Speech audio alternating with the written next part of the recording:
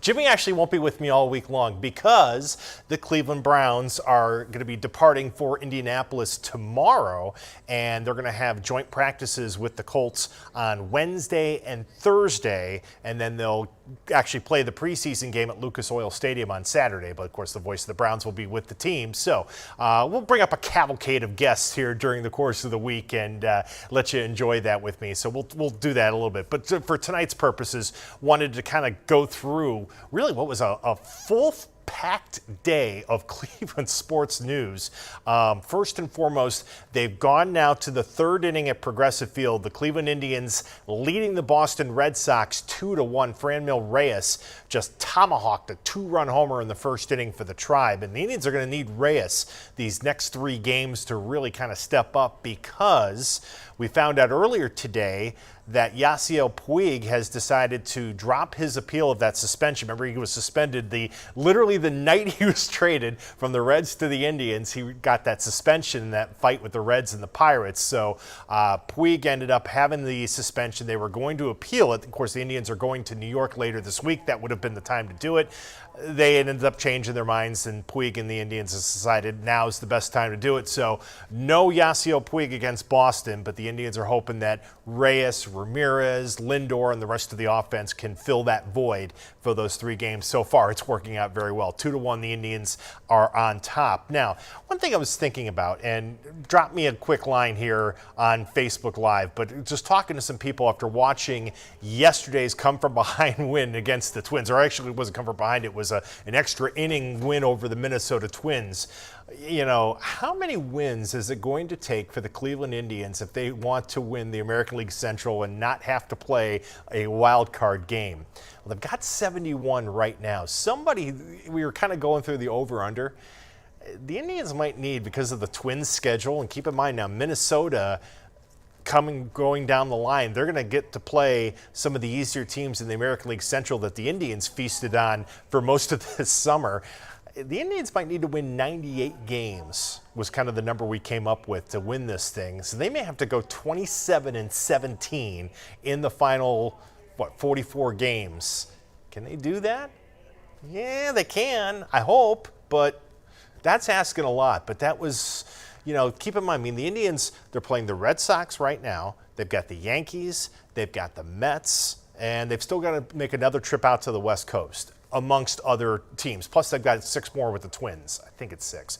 So just keep that in mind as you're watching these games going forward. It's really a pennant race, and we watch how the Indians do, we watch how the Twins do, and back and forth and back and forth. Also with the Indians today, boy, did you see this? The schedule is out for 2020. Opening day for the Tribe is going to be on March 26th. It's a home game. For the first time since 2016, the Tribe will open the season at home.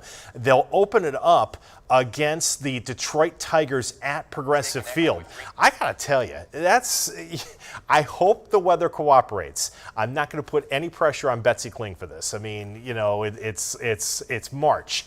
Anything can happen. We could have a 60-degree day. We could have a 20-degree day. But I've always found it interesting that Major League Baseball schedules this like this. It would be, in my way of thinking, a lot easier and probably a lot safer to get the games in March and early April if you have the West Coast teams hosting a lot of the East Coast and Great Lakes teams. Utilize the teams that have the domes. You're talking teams like Toronto and Tampa Bay, Texas. And I know a lot of those teams don't like to kind of have a lot of home games backfilled at the start of the season like that, but that puts a lot of pressure on the weather. We'll see. A couple of you already are jumping in here on this. Joey says 98 wins is plausible. You never know. My man Sean Forrester says 96-100. And Linda says 96 wins to win it all. I just feel like with Minnesota's schedule, their hardest teams I think they have to play. They got to play Milwaukee this week, which won't be a cakewalk, but Joey's right. It may be way too early, but it's fun. That's what's fun about a pennant race. And I think if you think about 2016, 2017, and 2018, in 2016, we pretty much knew the Indians were going to win the division. It wasn't much of a race. It was basically just early September, I think they clinched it. 2017, they had the big winning streak. We knew they were winning the division. Last year, we knew they were winning the division. There's uncertainty with this year, and I think it's what makes it fun and speculate and all that. Yeah, Jay says 162. Oh my God, I hear what you're saying. I hear it. But isn't that amazing though that, you know, you sit there and you go, how many wins is it going to take? How many wins are teams projected to have? Somebody said that Houston Astros were projected to have something like 108 victories this year. But to your point, everybody's point on here, and I do agree, when you got to play out the string, let's get into October and then let's see what happens. So everybody's opinion, though, I appreciate it here. And again, jump on here if you want to. Also, we'll get to the Browns to wrap it up in a second. The Cavaliers, because the Indians couldn't just put out their schedule today for next year. The Cavaliers put out their 2019-2020 regular season schedule. By the way, everything is at WKYC.com right now. You can check it out and see. The Cavs will open things up, if my computer will allow me, they will open things up against the Orlando Magic on the road on October the 23rd. So that'll be John Beilein's debut as head coach as far as the regular season goes. Remember, I think they only have like 4 preseason games this year, which is unusual. And then keep in mind, of course, the date to circle on the calendar. That same date, March 26th, that the Cleveland Indians will open up the season at Progressive Field against the Tigers. The Los Angeles Lakers make their only visit to Rocket Mortgage Fieldhouse to take on the Cavaliers. So the only chance you'll see LeBron James in Cleveland next year will be on March 26th, the same day the Indians open up the season. You got to love when coincidences happen. So we've got the full schedule, though, for you at WKYC.com. But as we started things out today, the reason why Jimmy's not here is he's getting ready to head to Indianapolis. The Browns will get this second week of the preseason going. And this feels even more like a work week than last week does, or last week did. They had a practice today. They'll have a little bit of a walkthrough tomorrow, and then Wednesday and Thursday, it's full go joint practices with the Indianapolis Colts.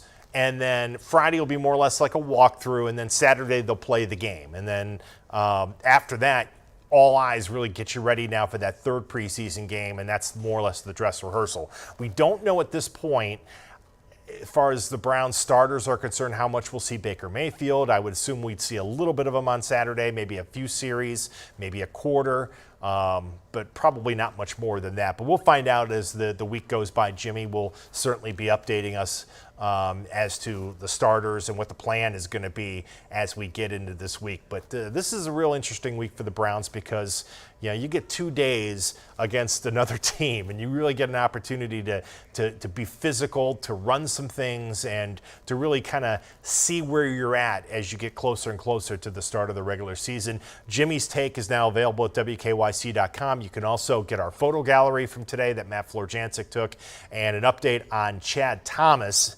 The good news is for the second-year defensive end, he was taken to the hospital. He was immobilized.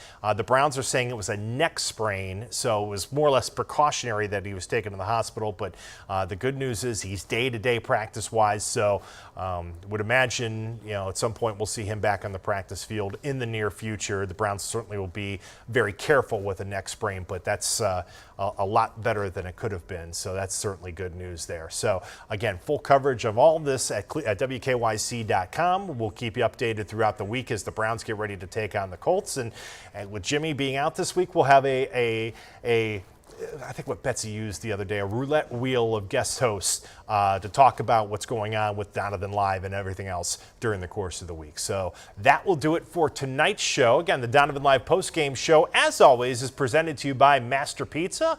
My man Mike LaMarca and company, they do such a great job, and they're out there helping you right now. They want you to download that Master Pizza app and start earning pizza points today. Master Pizza, taste above all. All right, for Jim Donovan, who was not here, I got to thank Kira Cotton for getting us on there and doing everything she did for us tonight. I'm Dave DeNatale. Thanks for watching the Donovan Live Postgame Show right here on WKYC's Facebook Live and on YouTube.